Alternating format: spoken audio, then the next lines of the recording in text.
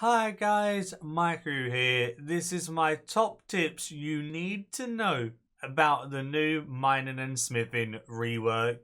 There's so many complex things with the rework and stuff, so I thought I'd give some top tips that are so useful to know, and just a little stuff that is going to help you that you may have overlooked or you may not realize is actually a thing. These are just some things that could be useful for you to learn about, so there's quite a few tips here. Hopefully at least a couple of them will be new info to you and you'll learn something. So let's get right into it. The first tip is very simple, but it's really awesome. You know the ore box? If you click it in your inventory, it stops you mining, right? But if I mine and I leave it on my action bar as like number 1 or something like that, I can easily fill up my ore box with the keybind without it actually stopping me mining. So if I press number 1 now, see, now that I press number 1, I'm still mining and it doesn't stop me. I don't have to click the rock again or anything like that. I can continuously fill up the ore box without any worries of stopping mining if it's on my action bar. So you know these stone spirits that are kind of useless or whatnot and people don't really care about? There's a really cool trick with the perfect juju mining potion. Every time you consume a stone spirit, so like every time you get an ore pretty much with these in your inventory, it puts you back to 100% stamina. This means that you can get 100% stamina most of the time when doing some lower tier rocks. I'm using Runite as an example, and to be honest, you can't always 4-tick AFK this, because as you can see, I get an ore every like 2 swings or so. Because I'm getting an ore every 2 or 3 swings, that means every 2 or 3 swings, my stamina is all the way back to 100% every single time I use up that stone spirit and get that ore. So what this does is it allows me to AFK and not worry too much about efficiency, because I know that I'm being pretty efficient and I'm mining a lot of these ores an hour, because I'm pretty much 4-ticking, getting that 25% extra damage to the rock, or at least getting my 12.5% even if I'm 100% AFK. This also works at higher tier rocks if you want to AFK them. Of course it's going to take you longer to get an ore, right? But if you're using stone spirits for higher tier rocks, as long as you get an ore before your stamina bar hits 0, you're always going to have that 12.5% buff. Pretty damn neat. Also, this one really isn't a tip, but I want to add on to this and just say that XP gain is now different.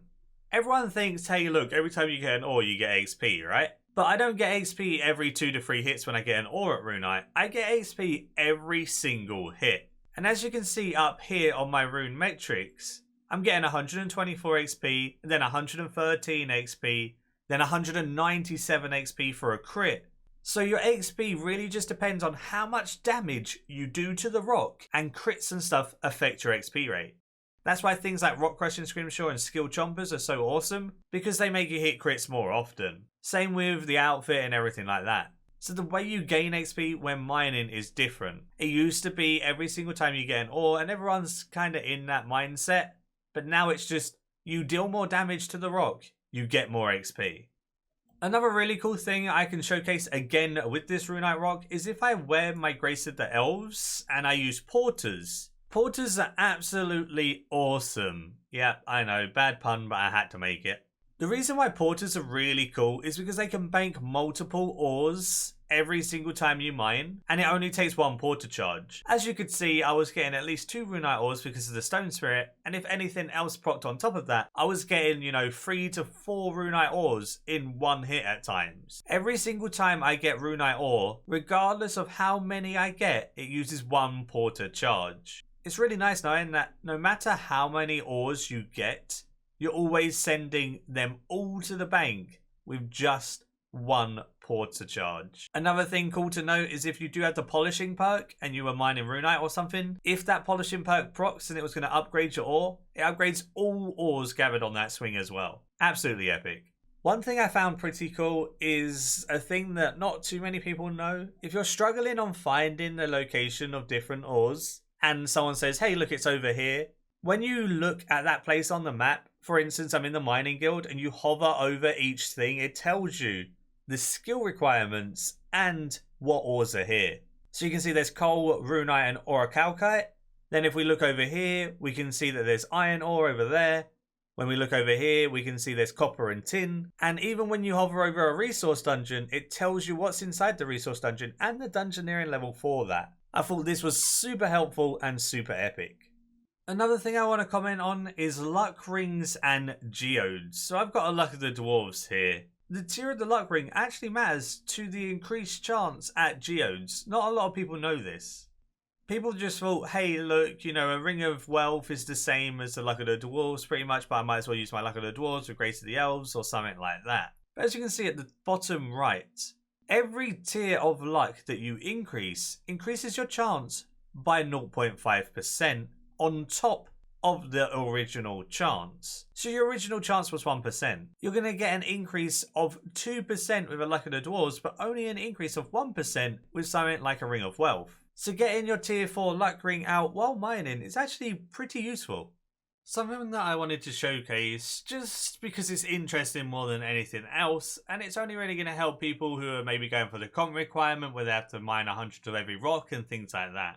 As you can see, while I'm mining iron, I'm always getting an iron ore every single mine. Doesn't matter my stamina level, doesn't matter anything. I'm literally getting an iron ore every single mine. This is because I'm way over the level for it.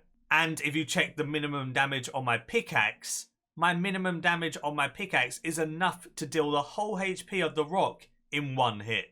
This is really useful because a lot of people, including myself when the rework first happened, would click all the rock opportunities of the iron ore and stuff like that. But you can never ever get more than 100% progress for a hit. And because of this, there is literally no point in hitting that rock opportunity. You're wasting your time moving over there to click it. Considering you can always get 100% on a rock like this, you don't have to care about rock opportunities, you don't have to care about your stamina. You can literally just sit here, AFK, get your 100 ores for the achievement, move on to the next ore.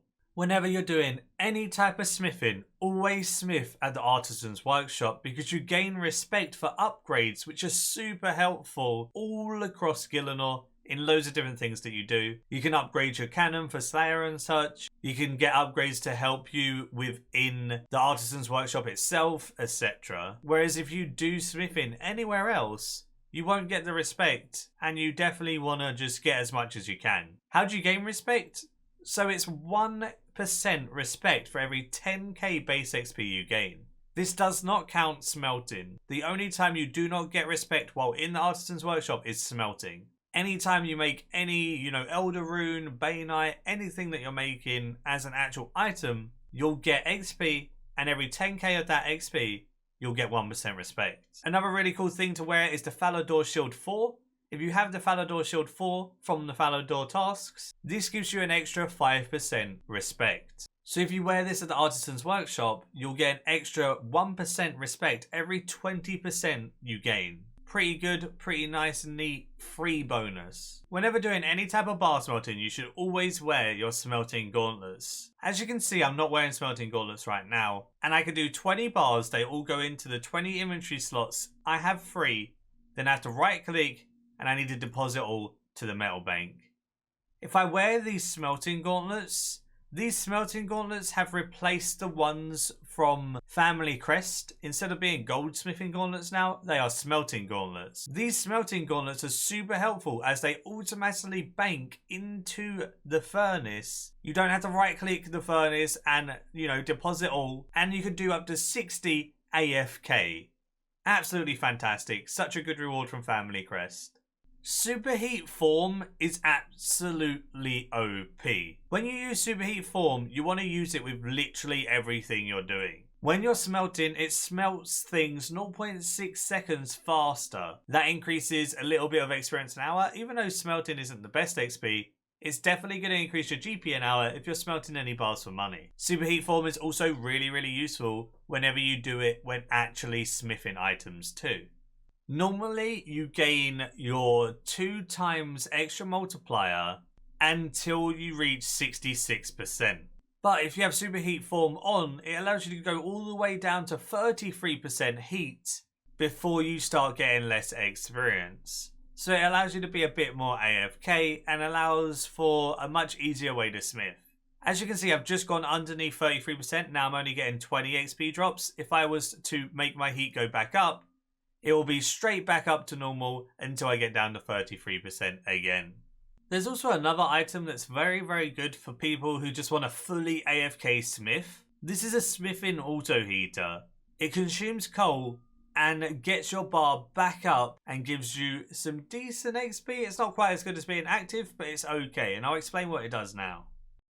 If you're going to use this coal auto heater, do make sure you have coal in your smelting ore bank, and it will automatically use it from there.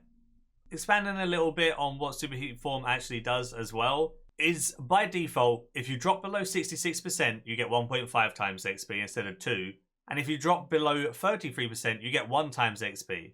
With Superheat form, if you drop below 66%, you carry on your 2 times. If you drop below 33%, you get 1.5 times. So with this smithing auto heater consuming coal to put you back up to 33% heat, you're going to continuously get that 1.5 times XP rate with Superheat form. I would not advise doing this without Superheat form, as you're only going to get a 1 times XP rate and it's going to be super slow. So instead of getting 2 times XP rates for being a bit active, you can get 1.5 times XP rates for being completely AFK, letting this smithing auto heater do it for you with Superheat form. So yeah, you lose out on 0.5 times experience rates, but if you do have to AFK for any reason, this is a good way of doing it. You've probably seen me doing this already, but Superheat item is absolutely epic. Superheat item is a spell that requires 43 magic, 4 fires and 1 nature rune. But it makes it super AFK to do smithing.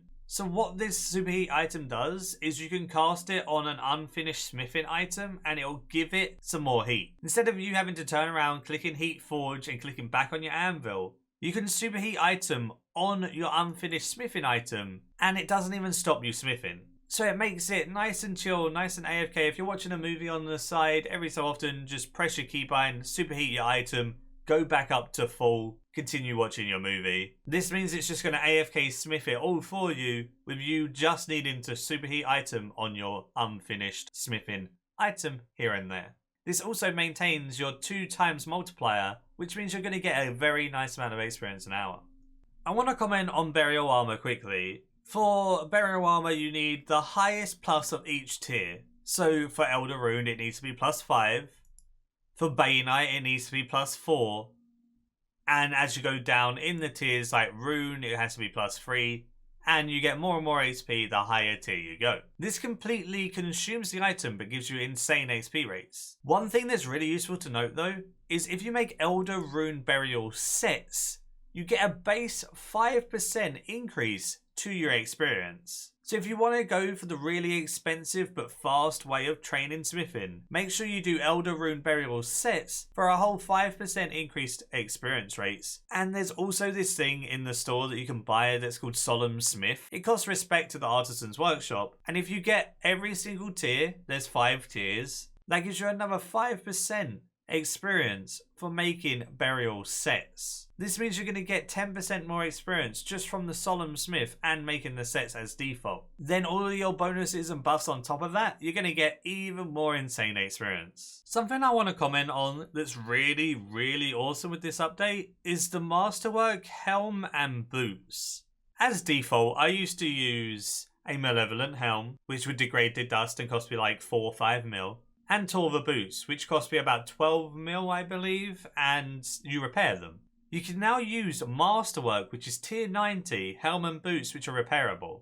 Again, you repair them on an armor stand, just like you would with a Torva pair of boots or a Torva helm. So instead of using a Malevolent helm that degrades to dust, you can use this new tier 90 Masterwork helm, which has the exact same stats and doesn't degrade to dust. Definitely going to be using that on all of my new presets for whenever I do any type of bossing with melee. Another thing is these Torva boots, they give 12 strength bonus and 2 prayer bonus, and they're tier 80. For a cheaper price, these boots cost me 7.2 mil, and they give me 14 strength bonus and more armor.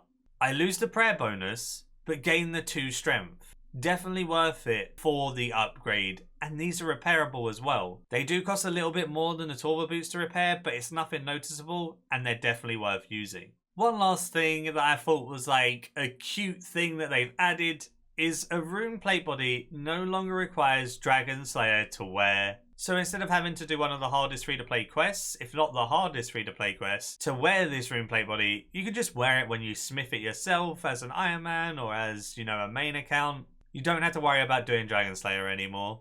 That is it for all of the tips I had to offer with this update. Some of those things are really, really awesome and not a lot of people know about them. Do let me know what you thought about this video. Were the tips helpful to you and did you learn something? Give the video a like if you did enjoy. Subscribe if you're new for loads of future content all related to Runescape 3. I do want to quickly say thank you to Suity. He helped me with a lot of these tips and he has a full guide on the wiki about mining and smithing, and some of these tips are on there. And then some other cool information are on there if you want to have a read. That will be in the description. Other than that, until next time, see ya.